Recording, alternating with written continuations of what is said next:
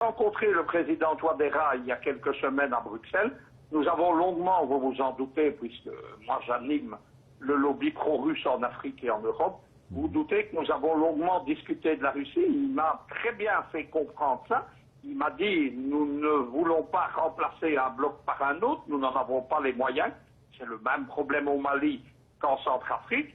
Mais nous avons de l'espace géopolitique et nous avons, au niveau des Nations Unies, qui sont toutes puissantes en Afrique, n'oubliez pas qu'au MINUSMA, la grande force, ce n'est pas seulement les Français de Barkhane, c'est la MINUSMA. Nous avons des alliés, notamment au Conseil de sécurité, ce que nous n'avons pas eu pendant 30 ans, depuis l'éclatement de l'Union soviétique. Ce que les Russes viennent faire en Afrique, quel est leur intérêt? Fabrice l'a bien expliqué. La Russie, c'est un État-continent. Tout ce qu'on trouve dans le sous-sol africain, les terres rares, l'uranium sur les frontières de la Mongolie extérieure, le gaz, le pétrole, tous les minerais stratégiques, plus ce que n'a pas l'Afrique, la technologie nucléaire notamment, etc.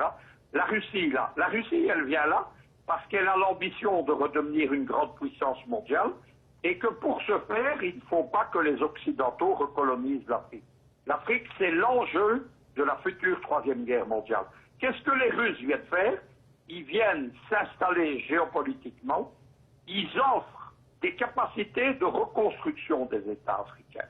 Ce que les Occidentaux ont fait, c'est la destruction des États africains. Ça a commencé dans les années 1980 avec les ajustements structurels du FMI, où on a détruit les industries africaines qui étaient naissantes, on les a détruites totalement, voire le cas du Zaïre. Le Zaïre, en 1980, il projetait même d'avoir une industrie spatiale. Regardez le lamentable état de la RDC aujourd'hui. Ils ont ensuite, c'est la deuxième phase, c'est la recolonisation. Ils ont détruit les États au moment du discours de la Baule de Mitterrand par le multipartisme pour lequel l'Afrique n'était pas faite à l'époque. Les États se structuraient par des États partis et ça fonctionnait bien.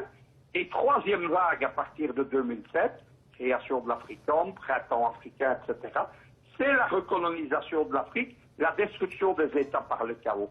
La Russie a compris ça. Elle aide les États à avoir un début de restructuration. Son but en Centrafrique et maintenant au Mali, c'est quoi? C'est de reconstruire l'État malien au départ de l'armée malienne. Et surtout, oui, c'est ça, et surtout l'armée nationale, en fait. Oui, c'est l'inverse de ce que la France a fait. Lorsque la France est intervenue au Mali en 2012, elle a commencé, et ça a été la même chose en Centrafrique, elle a commencé un jeu de bascule entre l'armée, l'État malien un jour, le lendemain c'était une fraction djihadiste, le troisième une autre, on a livré Kidal au fameux MLNA qui n'y était pas planté ethniquement, donc c'est la ville principale du nord malien Touareg, et c'est ce qui s'est passé. L'armée africaine, on l'a détricotée, on l'a empêché de se reconstituer et on l'a empêché de s'installer sur le terrain. C'est ça le jeu vicieux de la France. Lorsque des gens comme Hollande, comme Le Drian, comme Macron viennent vous raconter que la France vient stabiliser les États, non, elle vient y instaurer le chaos et les détruire parce que c'est le prétexte pour être là. Au Mali, il y a des richesses, comme en Centrafrique.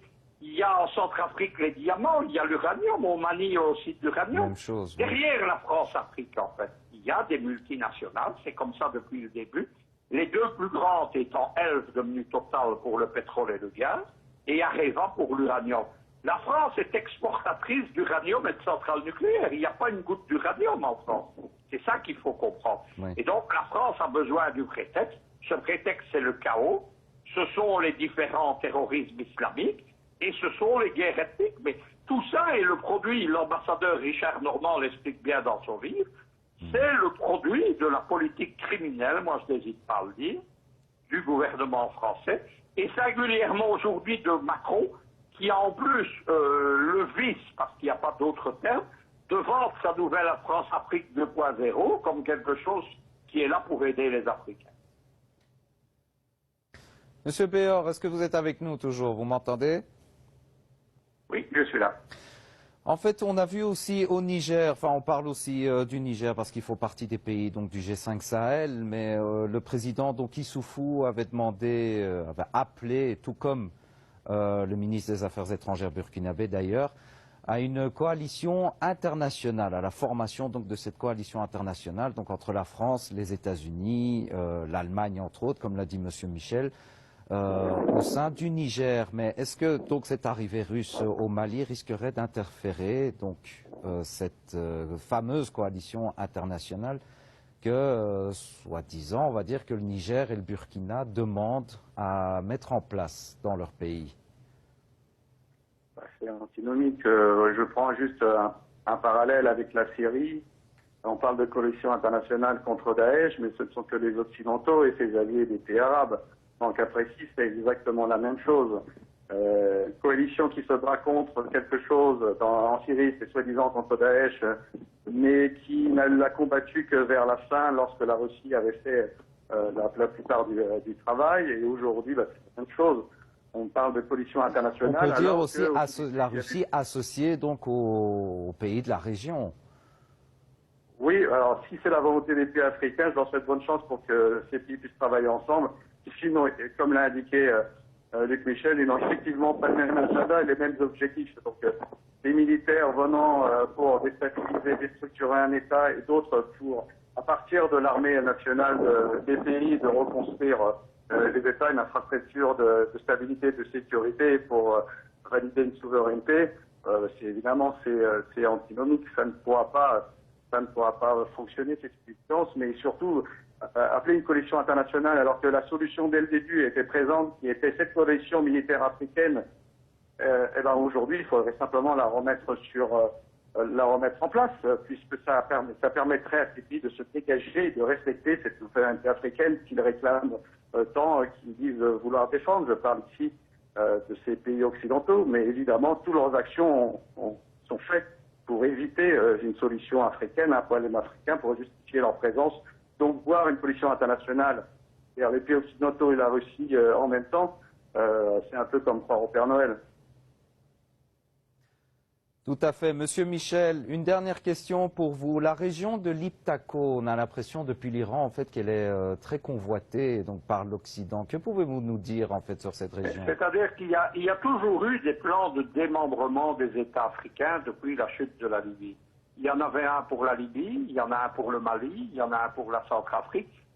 Dès qu'une région est stratégique, c'est-à-dire par ses bases militaires et ses ressources, les Occidentaux ont tendance à précipiter une sécession de fait. C'est un problème des chefs d'État africains, pour revenir à votre question précédente, c'est qu'ils se laissent prendre à la propagande occidentale.